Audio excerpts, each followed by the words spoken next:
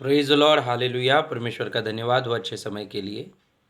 प्रभु का धन्यवाद व्यक्त करता हूँ कि परमेश्वर इस वीडियो के माध्यम से आप सबसे बात करने का अवसर मुझे दे रहे हैं। मेरे प्रियो, मैं एक सवाल आपसे पूछ रहा हूँ, ज़रा ध्यान से सुनना। क्या आपका अतीत दुखों से भरा हुआ है? क्या आपका अतीत दुखों से भरा हुआ है?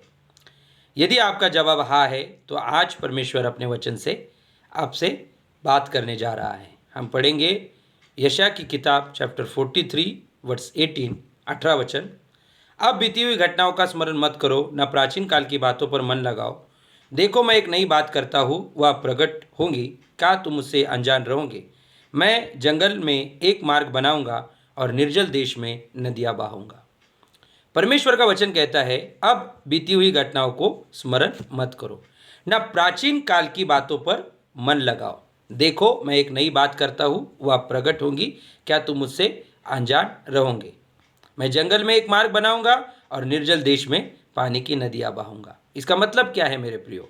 परमेश्वर आपको कह रहा है कि हो सकता है पिछले दिनों में, गुजरे हुए कल में, आपने किसी से बहुत प्यार किया, पर प्यार के बदले आपको धुतकारा गया, आपका इनकार किया गया, आपको नकारा गया। हो सकता है पिछले दिनों में, गुजरे हुए कल में, आपने किसी का बहुत सम्मान किया, पर सम्मान के बदले आपका अपमान किया गया, आपको छला गया।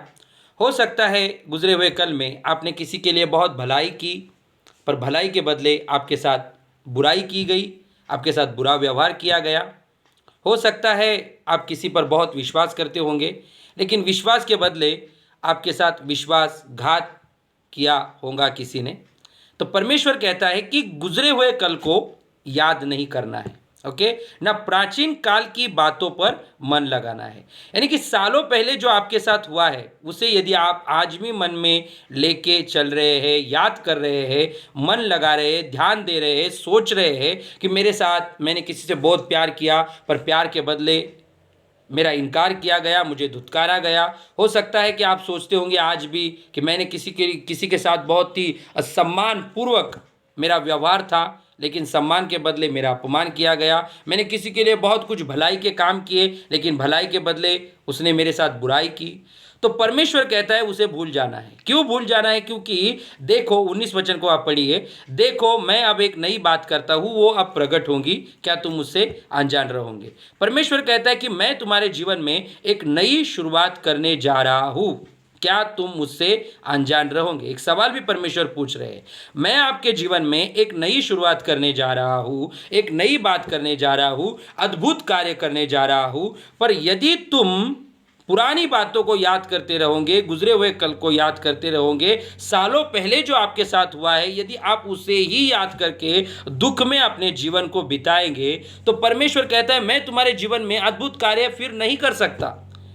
क्योंकि मैं जो तुम्हारे लिए करने जा रहा हूं, तुम्हारा ध्यान वहां पर नहीं है, तुम्हारा ध्यान तुम्हारे गुजरे हुए कल पर है, जो बहुत ही पीड़ाओं से भरा हुआ है, दर्द से भरा हुआ है, कपट से भरा हुआ है, तकलीफों से भरा हुआ है। परमेश्वर कहते हैं जो हुआ सो हुआ, पर अब मैं तुम्हारे लिए एक नई शुरुआत करने जा रहा हूं। वचन में लिखा है, यदि आप उसके 19 वचन को यदि आप ठीक से पढ़ेंगे, तो वहां पर लिखा है, देखो मैं एक नई बात करता हूं, अब प्रकट होंगी, क्या तुम मुझसे अनजान रहोगे? मैं जंगल में एक मार्ग बनाऊंगा और निर्जल देश में नदियां बहाऊंगा। जंगल में एक मार्ग बनाऊंगा। जंगल में जो होता है मेरे प्रियो, प्रॉपर वे नहीं होते, सुनिश्चित रास्ते नहीं होते। मान लीजिए कि दिल्ली से लेके मुंबई जाने के लिए ट्रेन का एक प्रॉपर वे है, एक रास्ता है, उसी से ट्रेन आती है, उसी से ट्रेन जाती है। कभी ट्रेन मान लीजिए कि आज किसी और रास्ते से चली गई, कल किसी और रास्ते से जाएंगी, ऐसा नहीं है। तो जंगल में जो होता है प्रॉपर वे नहीं होते। परमेश्वर कहता है कि मैं जंगल में एक मार्ग बनाऊंगा। जंगल में एक मार्ग बनाऊंगा यानी कि आपके जीवन में अभी कोई आशा ही नहीं है, सब निराशा है, निराशा है, निराशा है। परमेश्वर कहता है कि मैं तुझे उस निराशा से बाहर निकालूंगा, और डिप्रेशन से बाहर निकालूंगा, वो गुजरे हुए कल के दर्द भरी यादों से मैं तुझे बाहर निकालूंगा, उस बीमारियों से, कठिनाइयों से, परेशानियों से मैं तुझे बाहर निकालूंगा। हालेलुया। मैं निर्जल देश में पानी की नदियां बहाऊंगा। निर्जल देश में एक गिलास पानी की उम्मीद नहीं होती, और परमेश्वर कहते हैं कि मैं निर्जल देश में तुम्हारे लिए पानी की नदियां बहाऊंगा। यानी कि आपका जो जीवन है बंजर बन चुका है, धोखे के कारण, फरेब के कारण, छल के कारण, कपट के कारण, जिनसे आपने बहुत प्यार किया उन्होंने आपका इनकार किया, इस कारण जिनका आपने बहुत सम्मान किया उन्होंने आपका अपमान किया, इस कारण वो दर्द के कारण आपका जो जीवन है वो बंजर भूमि के समान है। लेकिन परमेश्वर कहते हैं मैं आनंद की, शांति की, भरपूरी की, समाधान की, समृद्धि की, आशीषों की नदी आपके बंजर जीवन में बहाने जा रहा हूं। क्या तुम उससे अनजान रहोगे? हाँ, हम अनजान रह सकते हैं यदि हम गुजरे हुए कल को ही याद करेंगे, हम गुजरे हुए दिनों को ही याद करेंगे, हम बीते हुए कल को ही याद करेंगे।